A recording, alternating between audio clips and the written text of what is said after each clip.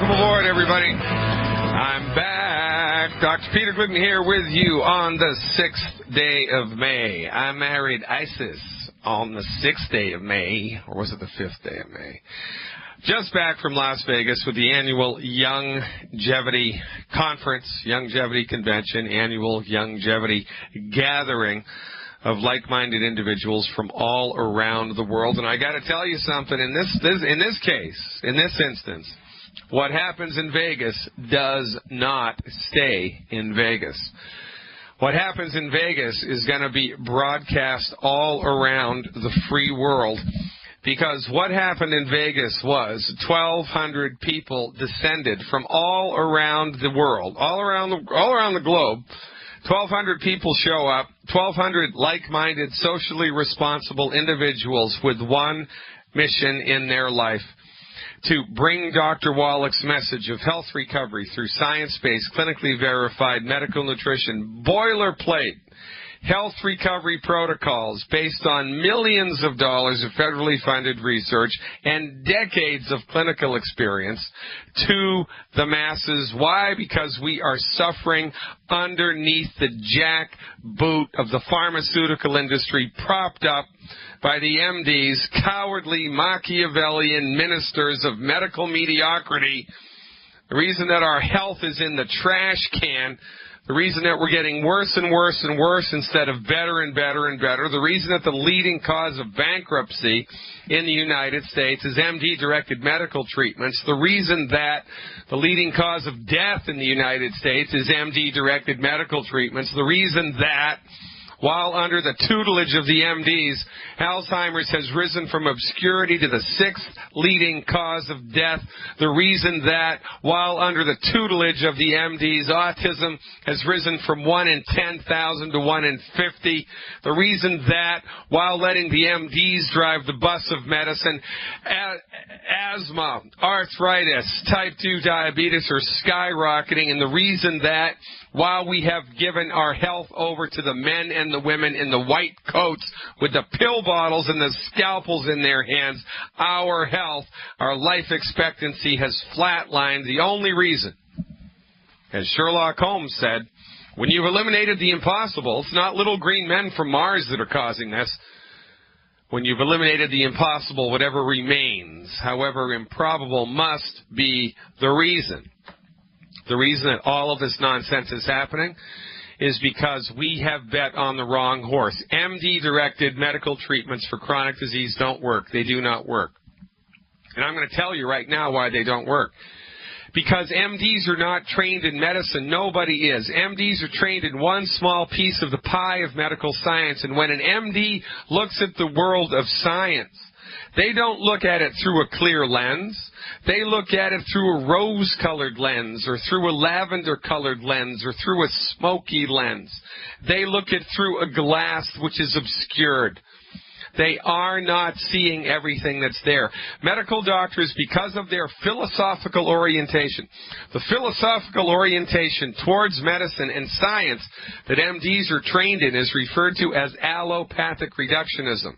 And allopathic reductionism has a built-in a priori bias that the MDs don't even see. So when an MD looks at a physiological phenomenon through their particular philosophical lens, they misinterpret the data all of the time, deliver therapies which have a built-in failure. A built-in failure. Ever gotten a cell phone and, guaranteed for 3 years, and on 3 years plus 1 day, the freaking thing fails, right? I mean, there's built-in flaws to the technology. Well, the built-in flaw to the way that the MDs look at things is their philosophy. But nobody talks about this. This is why MDs are best suited. Their therapeutics are best suited. MD therapeutics are best suited for what their philosophy of reductionism trains them in: surgery and trauma. I mean, they're pretty good at that, right? They're pretty good at trauma care. Thank God for Novocaine. Thank God for morphine. Thank God for the sterile technique. And they're developing new sterile surgical techniques all the time, which are awesome. I mean, really, really great, that stuff.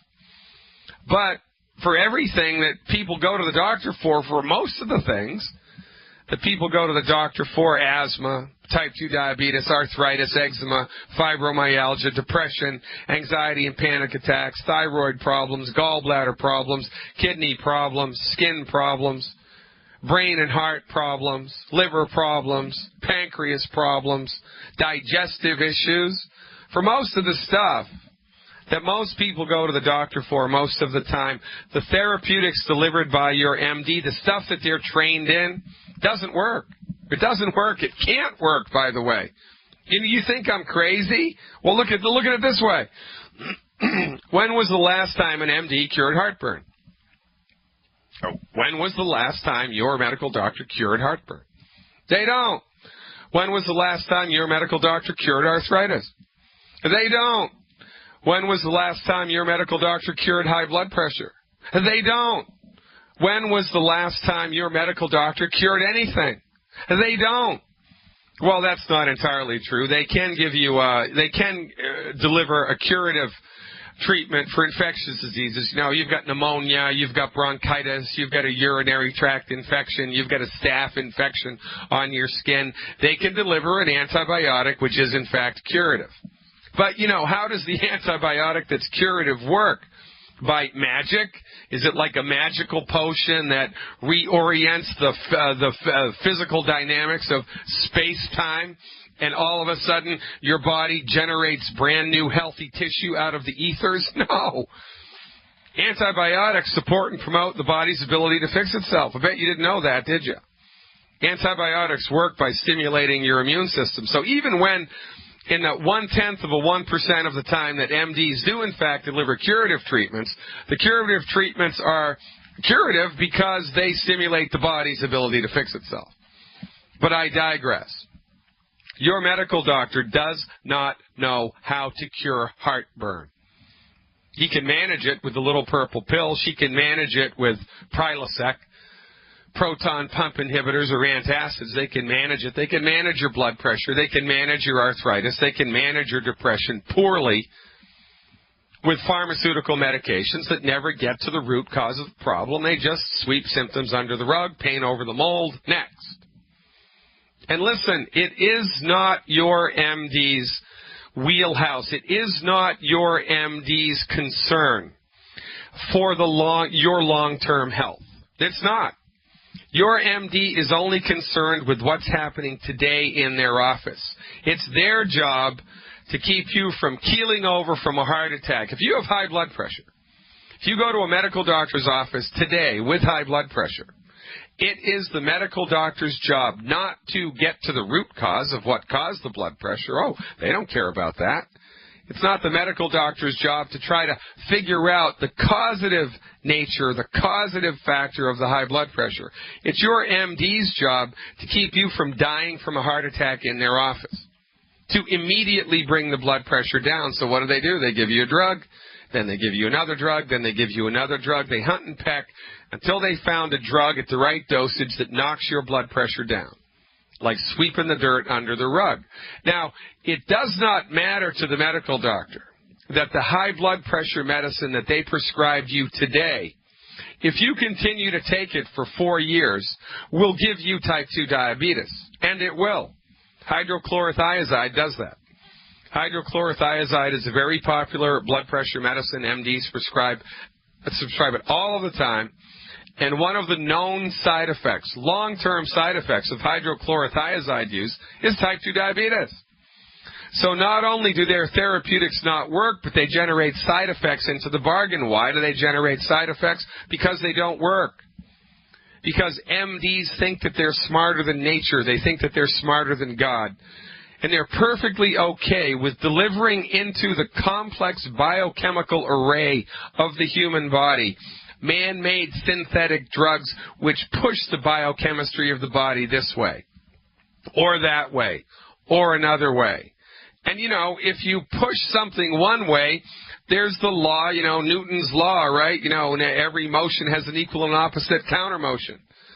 So you push the body a little bit to the right with a drug, and you get a side effect which is a little bit to the left. It has to happen. It's built into the cake. It has to happen, number one. And number two, The therapeutics don't cure a damn thing. They don't. And yet, you know, this is what passes as the best medical system in the world. Baloney. It's not the best medical system in the world. It's the worst medical system in the world. It's the leading cause of death in the United States, the leading cause of bankruptcy, and it doesn't cure a damn thing. It's time we all collectively snapped out of it, picked our heads up out of the sand, dusted ourselves off, moved on. MD-directed medical therapeutics are the worst possible thing you can do to your body if you're suffering with a chronic disease. The best thing you can do to your body? Stop eating food that's hurting it. There are 10 foods that we've identified as bad for you. Bad dog, no biscuit. These foods will kill you. I don't even want you to look at these foods. You can get that list by going to my website. It's free. FireYourMDNow.com, DrGlidden.com. You choose. FireYourMDNow.com or DrGlidden.com. Sign up for my free monthly newsletter, and we will give you a list of the 10 foods that are going to kill you for free. That's the first step. The second step, nutrify your body. Give your body the vitamins, the minerals, the amino acids, the essential fatty acids that it needs to support and promote its structure and function. Fill your body's nutritional tank up with the right stuff every day. Stop eating the 10 bad foods. Get the heck out of the way and let your body rally to the cause, because your body is dying to fix itself. Your body is dying to fix itself. And if you give it the raw materials, the vitamins, minerals, amino acids, essential fatty acids that it needs, and stop gumming up the works with the wrong foods, you're not going to believe how you feel. 866-582-9933. We're live today, ladies and gentlemen. Welcome back. It's May 6, 2013. I'm Dr. Peter Glidden, and this is Fire Your MD Now. Peter Glidden, 866-582-9933. Been away for a week here because I was at a longevity conference in Las Vegas. Spoke to about 1,200 people last Friday. Spoke to about 1,200 people last Friday in two groups, about 600 people each, about the problem that we have with medicine in North America, quite frankly, all around the world, and every free nation of the world. We are on the brink of a catastrophic medical meltdown. I mean, it's already happening. The single biggest economic burden to both the economies of the United States and Canada, outside of the military budget, right, which we could have a big conversation about into the bargain, is healthcare cost. Unbelievable healthcare costs. I had a friend who owns a diagnostic lab, the third largest diagnostic laboratory in the United States, and he's in Missouri. And he was struggling with type 2 diabetes for, I believe, 5 or 6 years, and he got on board with Dr. Wallach's blood sugar support formula. Now, is it a program to cure type 2 diabetes? No, because according to the Food and Drug Administration, the only thing that can cure anything is a drug. I mean, even if you put on a bottle of water treats dehydration, that would be considered a drug by the FDA, and your company, your water company, would be confiscated, your bank accounts confiscated, and you'd be shut down in a heartbeat for distributing a drug without the proper, certification, because only pharmaceutical companies can cure anything. And if that doesn't make your blood boil, I don't know what will. In any event, this guy had type 2 diabetes for a number of years. He hears Dr. Wallach's lecture. He gets on board with the nutritional program, which supports and promotes healthy blood sugar function. And within 3 months, his blood sugars are completely normal. There's no more type 2 diabetes. It's gone. Completely normal. Now, this guy's very well connected. I'm going to have him on the show shortly. And you can hear it from him. But he called a friend of his up who worked in Obama's administration. I mean, this guy's very well connected. They wanted him to be the governor of Missouri, or the state senator from Missouri, but he turned him down. And he called his friend up on Obama's cabinet. He told him his experience with type 2 diabetes. And his buddy said, hold on, let me crunch some numbers, pulled out his computer, logged into, his government database that, only he gets to see the numbers of, right? People in his office. And he said, Jerry, this guy's name is Jerry Murphy. He said, Jerry, if everybody in the United States who has type 2 diabetes did what you just did, we would balance the federal budget in 1 year with the amount of money that we would save from medical care. Now, I want you to consider that. The stuff that I talk about here on the radio is true blue. I am not blowing even a little bit of smoke. And the amount of corruption that we can conceptualize in our mind's eye about how bad the pharmaceutical industry and the crap that they've done, the amount of stuff that we can conceptualize about how big and bad a voodoo daddy the pharmaceutical industry is the tip of the iceberg. It is the tip of the iceberg. Their corruption pales, all other corruption pales beside the corruption built into the way that medicine is delivered in North America and in free countries around the world. The pharmaceutical companies have everybody bent over backwards. They're draining money out of your pockets every month to give you access to completely ineffective treatments for chronic health conditions. They're completely ineffective. I mean, look around. How many people do you know that have cancer have survived chemotherapy? How many people? I don't know any. I don't know any. Well, and we could talk about breast cancer. I'm sorry, but hacking your breast off, that's kind of an old-fashioned, archaic, medieval treatment, don't you think? I mean, that's like saying, oh, yeah, we can cure arthritis of the knee by chopping off your legs. And so, if there was an epidemic of knee arthritis, the MDs would want to just preemptively cut the legs off of every baby that's born. That will ensure them not getting knee arthritis. Well, that's one way to do it. And that's what they're talking about doing now with breast cancer. They do this genetic testing for this thing called the BRCA gene, which they think is a gene. It's not a gene. It's a chromosomal mutation that they've misinterpreted as a gene. And then if you have the BRCA gene, that's supposed to, if you test positive for this, you're going to get breast cancer, baby. They want to cut your breasts off, whether you're a man or a woman, preemptively. It's nonsense. It's insanity. And yet this is what happens when any part of an industry is monopolized by somebody. Absolute power corrupts. Absolutely, ladies and gentlemen. Give your health over to medical nutrition. And when we come back on the other side of the break, I'm going to talk about specific details, stuff you can do right now. Stick around. I'm Dr. Peter Glidden, your friendly neighborhood naturopath. Don't even think about touching that dial. Hey, want to get away? Well, welcome to my life. Get away from your medical doctor as fast as you possibly can. If you are within 100 feet of somebody wearing a white lab coat and you are not bleeding to death, run, baby, run. Run in the opposite direction as fast as you can while you are holding as tightly as you can onto your wallet. Because the better your insurance policy is, the better your medical insurance policy is, the more they are coming for you, baby, with completely old-fashioned, out-of-date, Machiavellian, mediocre medical treatments that don't cure a darn thing. Hey, it's a free country. You're okay with that? You're down with that? You still think your medical doctor is the greatest person in the world? You've been watching too many Marcus Welby MD reruns. You've been watching too many episodes of MASH. For goodness sake, you can't have it both ways. The MDs are great at trauma and surgery, as exemplified by MASH, right? But then we extrapolate that over to everything else, and this is where we have a problem. Your roofer is really good at roofs, but you wouldn't let your roofer work on your car, would you?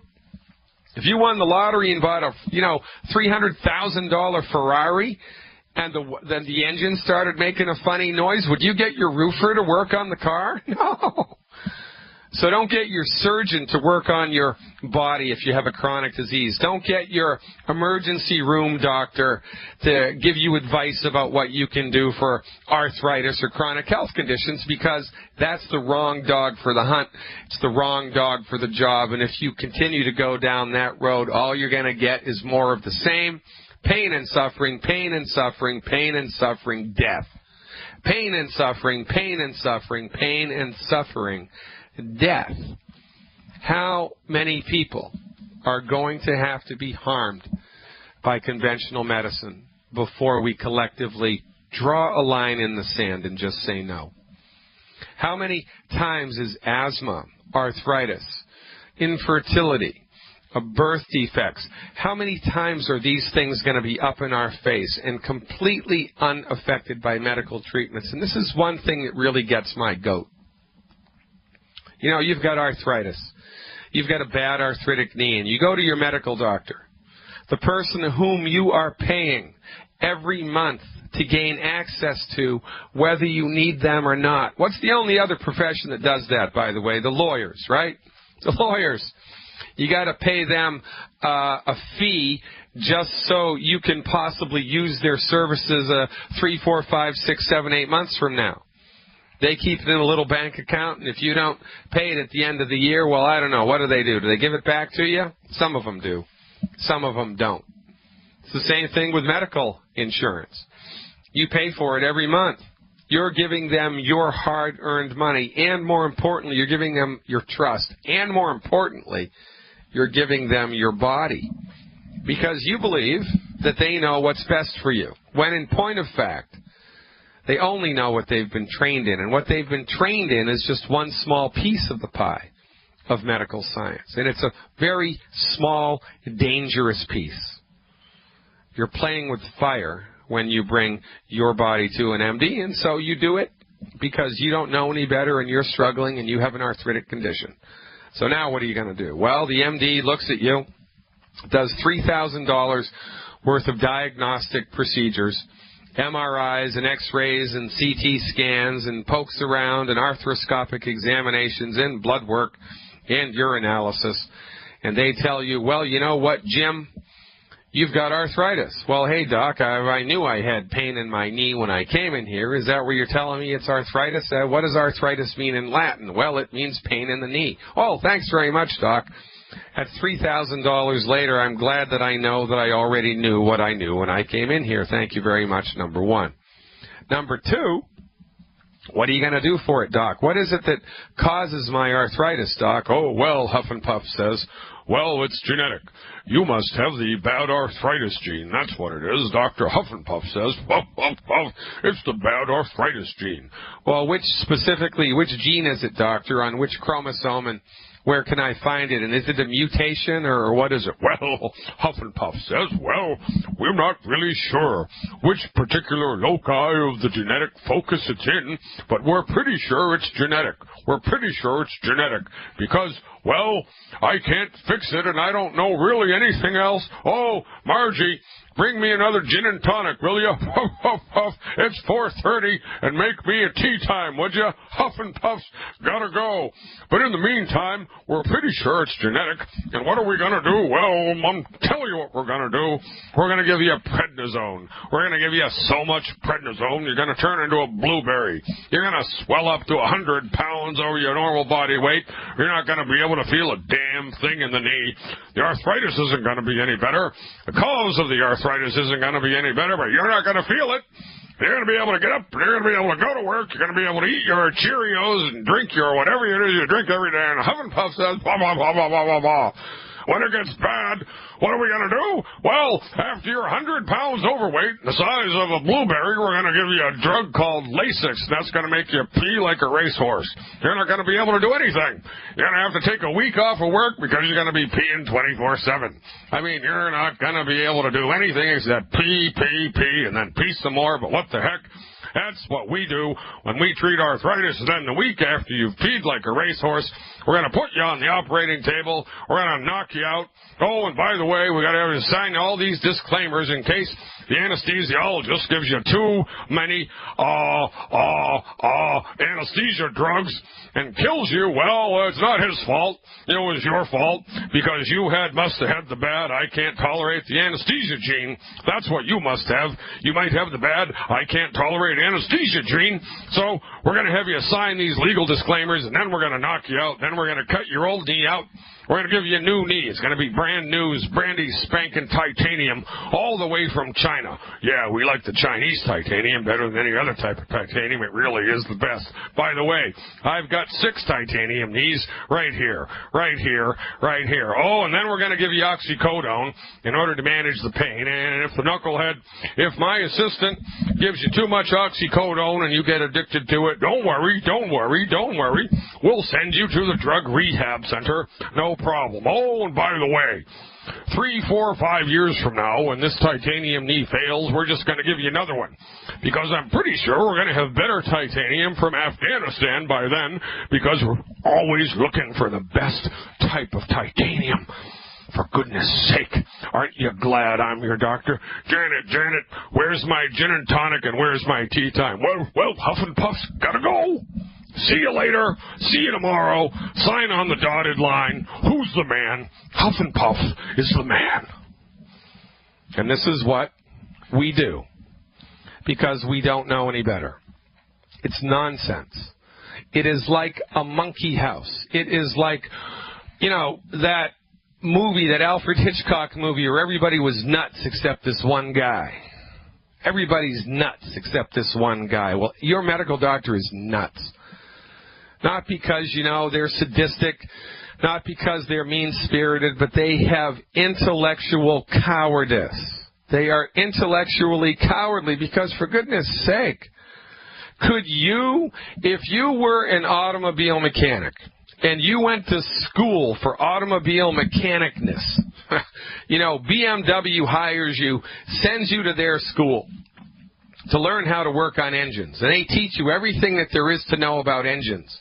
And then you come back and you do everything that they told you to do at the BMW engineering plant. You do it by the book, and it fails.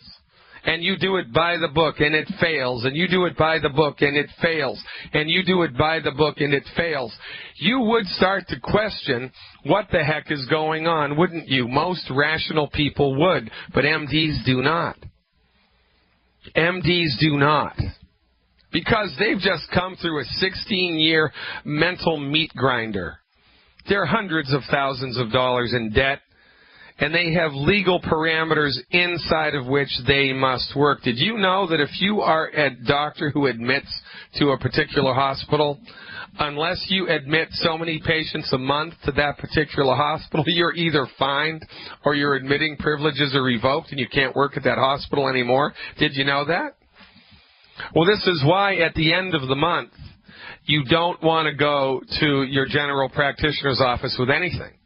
Because if they haven't filled their quota, and you go to an MD's office who has admitting privileges to a particular hospital, and they haven't filled their quota, and you've got a little tiny skin mole, they're going to admit you. Because they have to do it to fulfill their quota. They could do it as an outpatient thing. It could take 15 minutes in the doctor's office to take that little sucker out, but they're going to admit you because they need to in order to maintain their relationship with the hospital. And you not knowing any better think, holy crap, I'm glad I went to my doctor with this little tiny mole. Huff and Puff says I've got to go to the hospital. Well, you don't know what you don't know. And, regretfully, it's killing you. I mean, it's not, we can have a political debate. What the heck? Republicans, Democrats, conservatives, liberals, whatever. Political stuff, unless it's around whether we should go to war or not, it's not going to kill you. It's not a life-threatening situation. And, everybody's welcome to their own opinion, quite frankly. It's a free country. Live and let live. But with medicine, it's life or death. It is life or death. And yet, because we have been drinking fluoridated water for the last 70 years, and fluoride, by the way, has been proven to decrease IQs. Did you know that? I saw a study that showed that 23 years ago, and Harvard University just published another one 6 months ago that proves that fluoridation in the water decreases intellect. It dumbs you down. You have been dumbed down by decades of fluoridation in the water. You have. You've been dumbed down by decades of fluoridation in the water. And you've also been culturally conditioned to believe that your MD is just like Marcus Welby, that your MD is just like Hawkeye Pierce, that your MD is just like George Clooney. You're still waiting to meet that guy, aren't you? Aren't you looking around when you go to the hospital? Oh, who's that handsome doctor? I hope he's my doctor. We've become brainwashed to genuflect at the altar of the MD without question. And the MDs do it similarly. They don't question their failed therapeutics. I mean, for goodness sake, how many times do you have to see the titanium knee fail before you start scratching your chin and going, you know what, boys, this approach ain't working? How many times do you have to see patients die from side effects of the medications that you prescribe before you say, hey, wait a minute, boys and girls, this isn't working? How many times do you have to see infertility and kids born with birth defects until you scratch your chin and say, hey, wait a minute, this isn't working? But your MD will not go there because their arrogance and hubris is legendary. And rather than blame themselves, rather than turn the lens on themselves and look at their own failures, what do? They blame you. You're lazy. You don't exercise enough. You don't take the right medication. You're non-compliant with what the doctor says. Or you've got the autoimmune gene. You've got the cancer gene. You've got the arthritis gene. By the way, I still need that tea time and the gin and tonic, Tracy. Where is it? Bring me my G&T. It's Dr. Huff and Puff, and it's time to have a drink. Fire your MD. When? Now. Fire your MD now, ladies and gentlemen. Don't hesitate. I'm Dr. Peter Glidden. We'll be back after these messages. Glidden here. Apologies to my callers who've been in the queue. I had a technical glitch on my end and was not able to see the calls, so we're going to get right to the phones right away. Go into London first. London's calling. Going to talk to Gareth, who's calling back about his kids and arthritis, I think. Hey, Gareth, thanks for calling back. How's it going?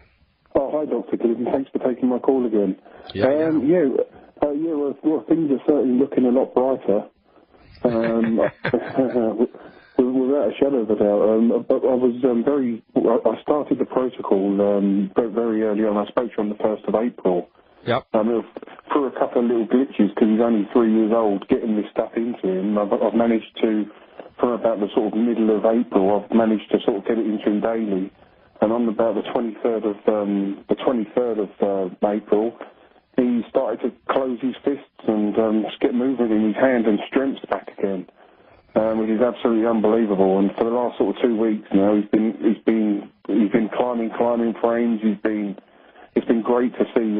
But the only thing that I would say is the CM cream that you recommended, and also the selenium. The selenium's been a bit tricky for him, so I've not been administering the selenium. So I wanted to get some advice off you on that, doctor. And also the CM cream in regards to the swelling for his hands and his knees. Although he's not in any pain or anything like that, there's none of that, and it doesn't seem to be bothering him at all. I was just wondering what you could recommend, where we go from here, really.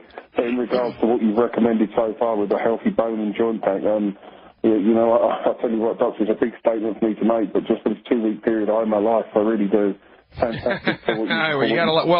Look, Gareth, man, I appreciate your trust. I appreciate everything that you're doing, because really, you know, what we rest on here is results. And this is why your experience in just 2 weeks with your son is why Dr. Wallach chose to put Youngevity as a network marketing business, because we're populating this message through a grassroots coalition. And if we hadn't done that, there's no way you would have heard about this. There's no way you would have heard about this. So this is why we're doing it this way, and I am so very, very proud of you. I am so very happy that you took the ball and ran with it, because I can talk a blue streak, baby, but until people actually take action on their own behalves and those of their family and friends, we're spitting into the wind. So, you know, as kindly as you think about me, it's coming right back at you, Gareth. I mean, no kidding. Now, the swelling where's the swelling and what's it look like?